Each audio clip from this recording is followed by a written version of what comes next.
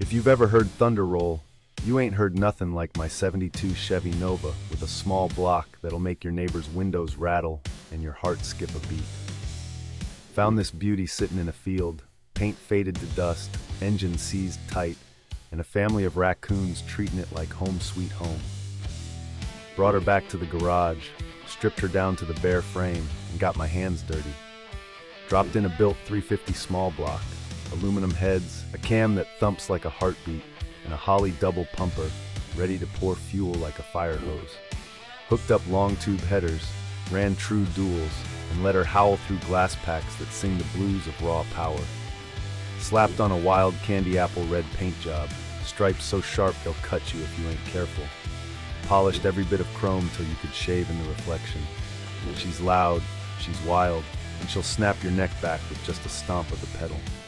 The ladies dig the way she rumbles, and the fellas can't stop staring like they just saw a ghost.